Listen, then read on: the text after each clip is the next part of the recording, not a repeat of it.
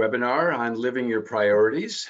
My name's Lars Peterson, and I'll give you just a brief overview of my background. I'll be using some examples, so it'll be helpful for that. Excuse my voice too. I thought allergy season was over, but it's apparently not quite over. So I may be taking a few drinks here as we go. I'm currently a psychotherapist in private practice. I have an office in West Des Moines, actually moving to East Village here in a month or two, but also in Colorado Springs. I spent some time there. And so the examples today will probably come from my therapy clients. Obviously highly disguised. They may be Colorado clients, they may be, whatever. I also, though, may talk about the work experience I've had because I became a therapist in 2014. And so before that, I've worked in a variety of businesses, Iowa State University, some for-profit businesses. I did some consulting and still do family business consulting. So I've done a wide variety of things, both in the business arena and then since 2014, more in the therapy arenas. So those will be where some of my examples come from. I'm going to just jump right in. We don't have 30 minutes is adequate time to really highlight some of the things, but don't have a lot of extra time. So we're just going to jump right in. And today's objectives, as you can see on the screen, are really about getting to know how we're wired, how that makes it difficult to live our best life. And I'm going to be talking about some clients I talked with this week that really illustrate that well. The importance of applying the 80-20 principle. You may or may not have heard that, but you definitely will go into that in some detail and why it's important, and how to apply crucial moments and vital behaviors to help you maximize the quality of your life. So those are the objectives today. One thing I'm going to ask you to do is to have a pen and paper, pencil and paper close by, something or could be a computer that you can take some notes. I'm going to be asking you questions and pausing throughout. We have too many people on the call today to be able to have a lot of interaction, but I would like you to consider some of these concepts. So I'll be asking questions. What is work-life integration? Really, it's about developing softer boundaries between work and life. There's a lot of talk about work-life balance, work-life integration, and that can all really be helpful, especially in adjusting to the changing demands of modern life. And with COVID, many of us have been working at home. Many people actually, even though COVID's been really difficult for people, and working at home can be very difficult if you have small kids, or if you're now responsible for their education, or all the different stressors that go on. The Dan Hicks song, "How Can I Miss You When You Won't Go Away?" That can be hard for spouses as well, or partners. But actually, this research shows that people have been happier in their jobs during COVID, statistically, than before. More people have been happier, and that's maybe because they've been able to have more flexibility. Maybe they're working till 8 o'clock at night, but they took a 2-hour break to do something with their children, those kinds of things. The problem with the concept of work-life integration is it can turn into just more work, more of the time. So what we're going to be talking about really is about living our priorities, because time is energy. So I'm going to be asking you to think about how you spend your energy, what you want more of in your life, what do you want less of in your life, and am I spending my energy and time, but especially my energy, on what's most important to me? So one of the books that I read that was very influential in my life, and I'm no expert on living the 80-20 way, by the way, as we're living priorities, but one of the people I saw when I was doing family business consulting at a conference in Boston was Richard Koch, and he had written this book. He's a consultant, works with businesses. He's an investor also, and this was all about how to, well, you see the book, work less, worry less, succeed more, enjoy more, by really figuring out what's most important and what's the easiest and best way to get there. So the Pareto principle is really what he bases this on. And this was named for an Italian economist who found that 20%, so a small number of things, account for a large amount of the results. So a simple example, 20% of salespeople, and I've been in first 15, 20 years of my career, I was in sales management, different roles within sales. Every organization I was in or knew about at the time, 20% of people sold 80% of the stuff. I mean, it just seemed, it could be 10-90. Actually, one organization I worked in, it was more like 10-90. It could be 30-70. It's a principle, not an exact guideline. But you can apply it to a lot of things. What it really means is a few things are really, really important. A whole bunch of things don't matter, okay? And why we need this kind of thinking is there's just too much to do. There's not enough time. I doubt there's anybody that's participating today who is just saying to themselves, you know, I've worked full time or you know, however much you work, but I just have too much time on my hands. That does happen with people. I'm not saying that never happens. Obviously, if you're in a situation where there's not enough stimulation in your life, not enough good things in your life, that's a little bit different question. But my guess is for many people on the call today, it's, geez, I never have enough time. I'm not caught up. I'm always behind. There's all this stuff I can do on the house, or you know, I'm behind at work. What's not getting done? That anxiety around that. That sense of just never feeling caught up, or the sense of not seeing results in the things that are important. Maybe we're doing 10 things, but we're doing none of those things really well. Being overwhelmed, I hear this from a lot of clients, this sense of being overwhelmed. Definitely a sense that I can't please everyone. And this excuse me, there's the allergies. I tendency to go for what feels most productive. So as often happens when I'm getting ready to do a webinar or presentation, I am talking with clients and things come up that just really are targeted toward the presentation. Probably because I'm more attuned to that.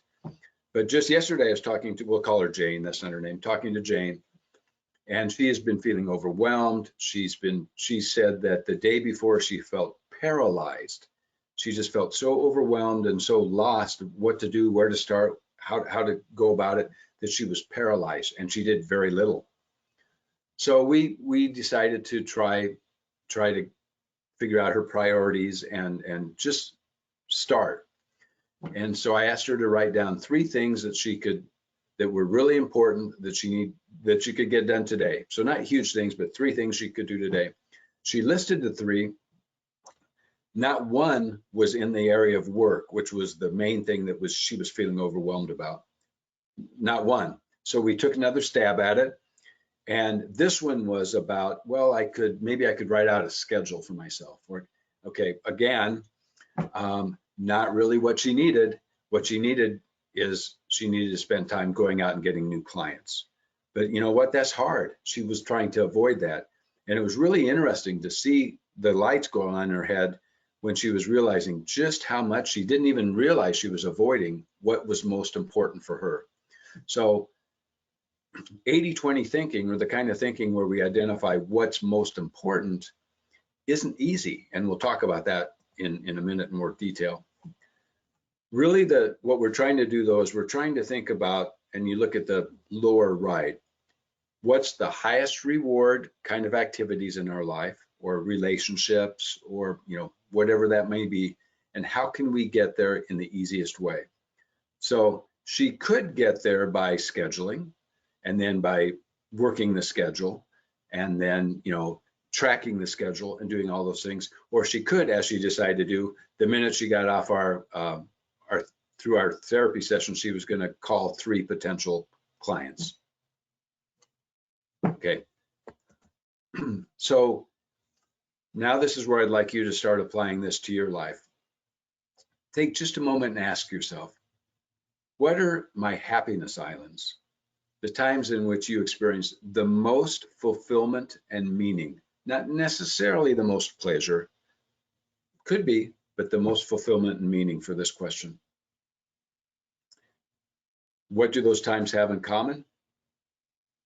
And how are they different than other times? One of the clients I also talked to yesterday, and we talked about this because he is a little bit like me. He gets distracted and he wants to do this and pursue this and pursue this. Too many interests. And you know, that can be also very hard. Being lost can be hard. Having too many interests can be hard. So what's different about those few times that really are meaningful? When he talked about how he was distracting himself through watching Netflix late at night and then feeling tired in the morning, that was not a high return on his time investment, that middle bullet. So what gives you a poor return on your time investment? And how can you structure your life to have more of what's really important, less of the other? Really simple concept, right? I mean, there's nothing earth-shattering about this. It's not something you've never heard of, but applying it can make such a difference. So here's the question for you to consider, and I'm going to actually pause for just a minute, and hopefully you'll write something down or at least think this through. What do you do right now that's low return, and you could either minimize it, outsource it, quit doing it? Relationships, which relationships are low return? You know, is it Netflix? Is it social media? That's a theme that keeps coming up and up and up with my clients, is their overuse, their admitted overuse of social media. So let's apply this concept to relationships. And again, I'm giving you a high level look at this. We have 30 minutes to do this. So I'm hopefully what's going to happen is you're going to be stimulated to ask yourself a few hard, good questions and make a couple changes, 1 or 2 changes. A year from now, if you don't remember at all anything about this webinar, you think my name was Ole or Sven instead of Lars, you think that, you know, it was on something about, you know, priorities. As long as you made a couple changes, that would be success, at least in my frame. So one way to apply this to relationships is just make a list. And then make another list of the most rewarding and satisfying. And then the hard decision, how can you invest more of your time and energy into those 20% and less into those 80%? And I'm guessing if you make a list of all the relationships that you have, there will be roughly 20, could be 10, could be 30% of the relationships that are really, really important and meaningful to you, and a whole host of others that aren't. How about health? These are some possible 20s, meaning again, those few things that drive most of the results. Spending time learning about nutrition. A lot has changed and putting this into place, right? You know, there's been a lot of newer research around intermittent fasting and about eating good fat and about, you know, ways to apply nutritional principles to have more energy, better health, improve your immune system. There's been a lot that has come out. Maybe that's a place for you to spend some energy. Prioritizing your sleep. Lots and lots of research about how important it is to have sleep and how it positively impacts your immune system if you have enough sleep, or negatively impacts it if you don't. Brain fog if you don't have enough sleep. All the things that go along with not having enough sleep. Prioritizing your sleep may be a 20. Addressing stress. Exercising. Just saw the other day, maybe Johanna saw that one too, since she's very interested in these things, and this is her area of expertise is health and wellness. About exercising and about how exercise can positively impact depression, and it doesn't take long to do it, and it doesn't take a lot of exercise to do it. And there's been research on exercise and health, mental and physical, for quite a while, but this was addressing specifically mental health, and it was a new research.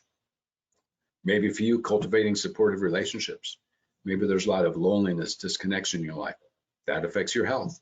So what are your 20s? Those few things that are really important. And where can you put that time? So the question is, what would you do differently if you lived the 80-20 principle in regard to your health? So another perspective on 80-20. This is from the authors of Crucial Conversations and Change Anything. And what they identified is very similar. There's these crucial moments and vital behaviors. Those moments or behaviors that really matter. So if someone say my spouse comes to me and says something to me, do I get defensive or do I listen? 90% of conversations end poorly if they start poorly. So if I become defensive, that's not going to be good. Okay. In the morning, do I hit the snooze button, or do I get up and meditate, start work early, exercise, whatever, something important? That's a crucial moment. And then a vital behavior, meditation, exercise. Do I go to the couch after work, or do I exercise? 2 times in the last 2 weeks, I've had conversations with clients who wanted to exercise more because they knew it made them feel so much better physically and mentally.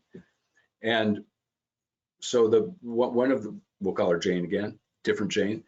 Jane said that when she's done with work, she just is tired and she gets on the couch, takes her phone, and so far she's not gotten up the couch yet to exercise, even though when she sits on the couch or lays on the couch, that's her idea. It's like, I'm just going to rest. So one of the simple things that she did to turn things around is the minute work's done, shoes are on, she's out the door with her dog. Like there's no moment, there's no sitting down. That a crucial moment is when she turns off the computer or she comes in the door if she's been working out of her home office. She puts on her shoes. That's a crucial moment and goes out the door. If she doesn't do that, game over. Do you say yes or no when it's not a 20? So again, those really important few things. Hey, could you do this? Could you do that? Maybe work, maybe personal. It's not really important. It's not something, sure, if the person needs help, that may be important. But this is maybe something, a social gathering, something that's going to take your time. You don't really want to do it, but you say yes. That's a crucial moment. What are your crucial moments and vital behaviors? So here's where it gets interesting is, what if we need a balanced mind to do this? Can we really clarify and live our priorities when our mind is going a million miles an hour? What if developing a calm and focused mind will help us achieve a more balanced and integrated life? Person I talked to this morning, 8:30 client, really is feeling a lot of distress, and it's making it really hard for her to even know what her priorities are right now. She said this morning that she felt lost. So let's talk about that for a minute. In this world that we have that's volatile, think about COVID and all the changes and up and down that there's been, the stock market, our work environments, the uncertainty, very complex world. Just think, those of you who've been out of the office, back in the office, different technology at home, new technology at work. I've used, between psychotherapy and presentations, about 7 different technology platforms. Do you think that I remember all of those well each time? Not always. And just the ambiguity that comes from text, the ambiguity that comes from email. So we live in a world that makes it hard for us to live our priorities. There's so many distractions, so much complexity and uncertainty. And we're wired, and we talked about the first bullet today in terms of agenda, we're wired to do all of these things. We have wiring for threat and self-protection, okay? The threat emotions are anxious, angry, depressed, ashamed, disgusted. But when a tiger's chasing us, it's not the time to be looking at the sky and seeing how beautiful it is and looking at the rainbow and, thinking about what we're going to have for dinner that night. Actually, the tiger wants us for dinner. We're fully focused on trying to avoid that threat. And adrenaline and cortisol are coursing through our bodies. We cannot think well. In fact, we usually don't think at all when we're in that sense of fight or flight. Problem is, in our society, with COVID, with things we have going on in life, with trauma maybe previous to our life, with the way we've learned that the world might be dangerous. So all these things can lead to us being in this threat zone more often. Drive, if we go way back, we're not 8 feet tall, we can't fly.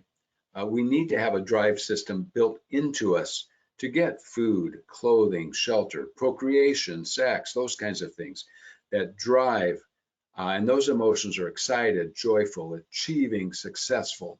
So both the red and the blue are go, like they have chemicals in our body that are helping motivate us. Green, that's soothing and contentment. When Jane and Thor were in the cave with their baby, if Jane back then didn't have this soothing contentment system built into her, she would not have been a good mother. And back then, it was all about the mother. So it's still true to this day, if kids grow up in an environment where there's not soothing, where they're not comforted, where they're not supported as children, they will grow up and experience difficulties. And I see them in my office every day. So, and I myself experience that. So I can speak from experience that that's a really important system that oftentimes is either lacking or not as large as the threat, the red one. So what's all this mean? This means that we are wired for fight, flight, or freeze. Something comes at us, we're going to do one of those three. I like this visual because with the red shoes, the sneakers, you can see, yeah, this is still with us. This wiring did not go away. This wiring that kept us safe, that kept us away from predators, that made sure when we heard a noise outside the cave we lived in, we didn't just go out and look because we were curious. This system is still with us. Fight, flight, or freeze.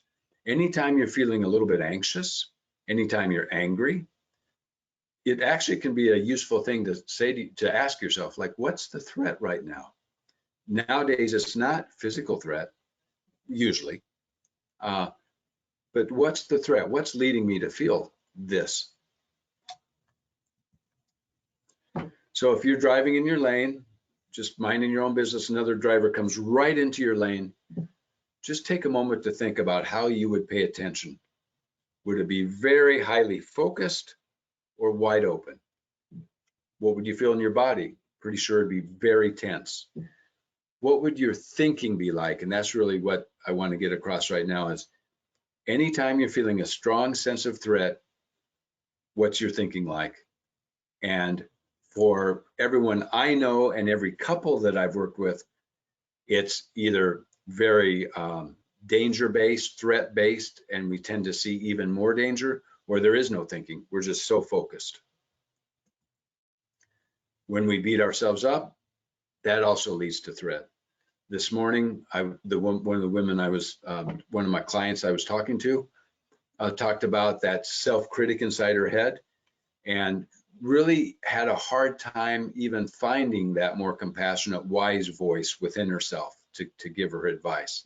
So caught up in that threat. And when she was caught up in that, that self-critic beating herself up, she couldn't even really think very clearly. So beating ourselves up is another way that we can get to threat.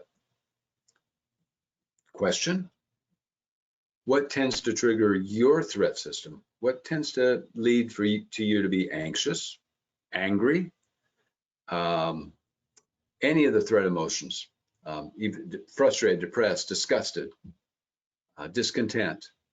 What tends to trigger your threat system? The reason we're talking about this in terms of priorities is if we can tame the threat system, then we won't be at our worst when we need to be at our best. Okay. Because oftentimes when that threat system really comes into being, somebody says something that makes us angry, somebody says something, or we go into a meeting and we feel very anxious, very fearful, we're not at our best. We don't think clearly. It's helpful to know where the predators live, but exhausting to obsess about this. So the threat system's there for a reason. Many of us with COVID, with our lives, with, again, our history, get stuck in threat. Resilience comes from reacting or responding appropriately.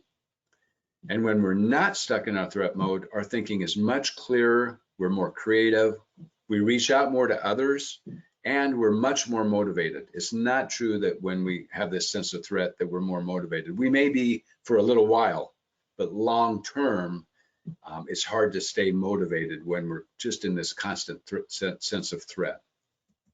So if it's important to have this balanced and calm mind, to live our priorities, because we want to be able to think clearly, we want to be able to recognize it when we're caught in threat, we want to not distract ourselves, we want to not watch Netflix for 2 or 3 hours because we're avoiding. Avoidance means there's a threat, right? We don't want to feel the feelings associated with, oh, I don't want to do that. So we distract ourselves. Well, mindfulness is a way to start noticing, okay, yep, I'm really feeling like I don't want to do this. Like there's some anxiety here, there's some stuff going on in my body. I don't want to do this, but you know what? This is really important, so I'm going to do it. So mindfulness is paying attention to the present moment, knowing what your thoughts are, your emotions. Compassion, a sensitivity to suffering in self and others with a commitment to try and alleviate and prevent it. So for ourselves, it's saying, well, I'll take you through that. So again, this is meant to really pique your interest. If some of this is resonating with you, we don't have time in 30 minutes and it's not one-to-one or even small groups. So we don't have time to go into detail into all the different ways, but hopefully this can pique your interest. And EFR has many, many different resources that can help in all the ways that we're talking. But informal mindfulness just means being present while you're doing what you're doing. Okay, when you're eating, you're actually eating. You're not on your phone, reading something else on your tablet and eating. Coming into the senses means that's a grounding technique where you notice 5 things. Actually, I'm just going to go through each of these really briefly. We're just about to the end, and we're going to try one of these. Mindfulness of breath or sounds can ground us and help us get out of the threat into that more safe zone where we can think more clearly. The 4-4-6-2 is an excellent breath technique. We inhale for 4, hold for 4, exhale for 6, hold for 2. Practicing that, assuming you don't have any breathing issues, and if you do get a little lightheaded or you have some things come up, you just stop. But practicing that for most people can be very calming. I've seen heart rates go from in the low to mid 70s to in the low to mid 50s after practicing that for a few minutes. So it's really a way to tell our body, no tiger chasing me. There's no way I'd be breathing like this if there were a tiger, right? So it's really telling your body it's okay. A mindful self-compassion break is what I was talking about, and that's it, like, you know, ouch, this is hard. This is hard. You know what? I don't think I'm alone in this one. I don't think I'm alone with feeling overwhelmed or sad or whatever. Okay. How can I just be a really good, caring friend to myself right now? What do I need to do? So we're going to practice just one. I can't see any of you. I don't think, you know, you can, if you, I don't know if cameras are on or off with this, but I assume many cameras are off. Feel free to turn it on. There's no cameras. No cameras. Okay, so don't have to worry about that. What I'd like you to do is think about something, and this is going to be a 1-minute little exercise. Think about something that's stressful, 6 or 7. Something upcoming at work, something with your kids, not a 10, 6 or 7, something stressful. Think about that for a second. Now look around wherever you are and find something red, find something white, find something blue, find something visually appealing, and find something with texture. Locate 2 sounds. Could be a sound within a sound. And now feel your feet on the floor, or if they're not on the floor, feel your feet. Your stomach as it rises and falls as you breathe, expands, contracts, feel your stomach. Allow your shoulders to drop down just a little bit and see what that feels like. Feel your jaw area. And feel your right hand, just what it feels like. Cold, hot, relaxed, tense. What's it feel like? And now tune in. Do you feel any more present, any more grounded? A simple way to, again, if you're feeling that sense of threat and it's hard to prioritize, it's hard to, you're getting distracted, you're wanting to do whatever you do when you're not living your priorities, a simple way to ground yourself. I know I went through that quickly, I get that, but again, this is to kind of whet your appetite, and there's a lot more that you can do. So the question is, based on today's presentation, what are you going to do differently? Doesn't have to be big. I'm going to start, I'm going to quit, I'm going to continue. What are you going to do differently based on today? And with that, I'll turn it over to Johanna. Thanks, Lars. And what a great topic. We did have someone ask, will this be recorded? How can I get a copy of it? And yes, we do record our webinars and we put them on our website. So the website is efr.org. And at the top of the website, you'll see several menus. And under the Stay Connected menu, you will see webinars. And so you could find recordings of past webinars. And then this webinar will be up eventually. Hopefully by tomorrow, I'll have it up. But I just want to remind you all of your benefits with EFR if you have them. A lot of our listeners have our EAP benefits. This includes free in-person or virtual counseling, 24-hour phone support by calling 800-327-4692. We also have services like financial and legal consultation and elder and child care resources, identity theft restoration services, and life coaching. So at EFR, we say life happens, we're here to help. And when you think about those little things that are nagging on you, and maybe it's the thing that's got you at a 5, 6, or 7 on your stress scale, but it could turn into a 10 pretty quickly. Can EFR help you with that? Can we be a resource?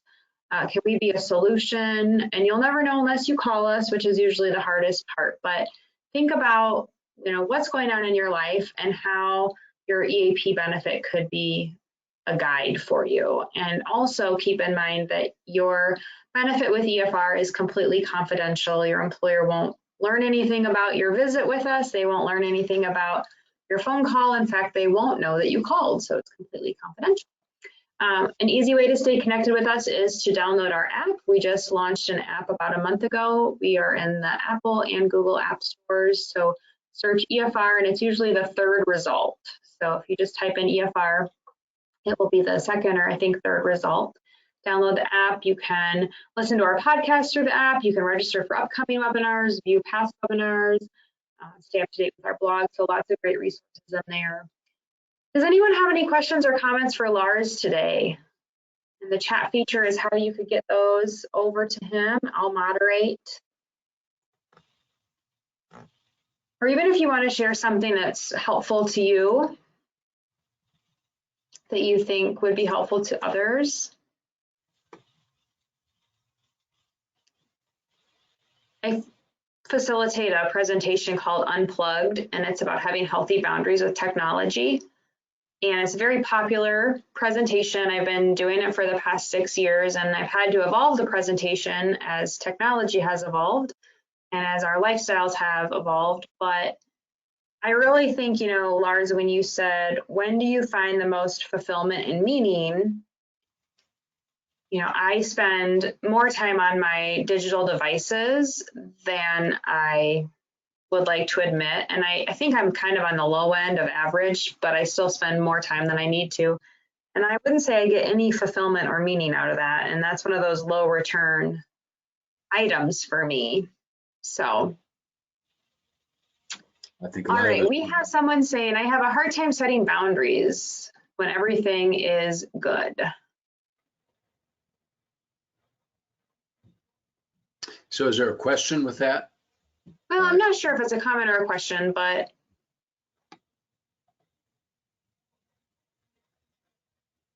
we'll see if she responds. He or she responds. Oh, how do you say no when everything is good? So it sounds like boundaries are harder for them when things are going well, but it's Okay, still too much. right. So that makes me wonder if, when things are going well, your guard isn't up quite as much, or, when things are hard, it's like, no, not one more thing. I can't do it. But when things are going well, it's like, oh yeah, sure. Yeah. And I guess what comes to mind, really what we talked about in the webinar about being present, being mindful, noticing that that's a crucial moment. Like, okay, I can say yes right now or not. And noticing if some anxiety comes up about saying no, and getting comfortable with feeling that and still saying no. Obviously, without knowing what the context is, it's hard to know what makes that. I assume that's something that the person would consider low return, but just an easy thing to say yes to. So you can see I'm struggling a little bit with the answer because it is hard. But I would say really being mindful, noticing those moments, being aware of those moments, and then knowing that it's important for you to live a life where you really live your priorities. Thank you. And then they also just chimed in, I have 3 different things pulling me and taking my time, and I don't do everything well. So it's that scattered focus. That's so common. Yeah. Yeah. And I do that.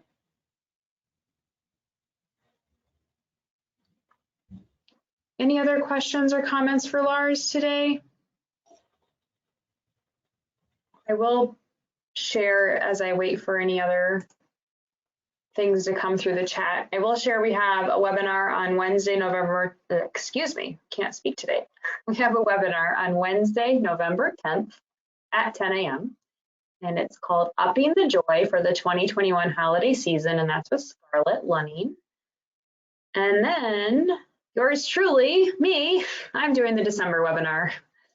I'm Johanna, I'm the wellness manager at EFR, and I moderate all of our webinars, but I'm also going to be facilitating and moderating for December 8th, and that is give yourself the gift of relaxation. So that's going to be kind of a fun one because it's going to be less content focused and a little bit more activity focused. So I'm going to lead you through a guided relaxation and some breathing techniques while giving you the information as to why those things can be helpful and beneficial, but it truly will be the gift of relaxation for that half hour. So if you go to our website, efr.org, under Stay Connected and click on webinars, you will see past webinar recordings, and then the 2 webinars that I just mentioned you were able to register for. So please check that out. But I don't see any other questions or comments, Lars. So thank you so much for your time and expertise today. And I'm sure Lars will be back in the new year, 2022.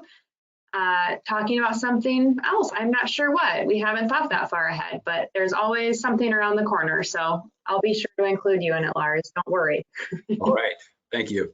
All right. Take care, everyone. Thanks, everyone.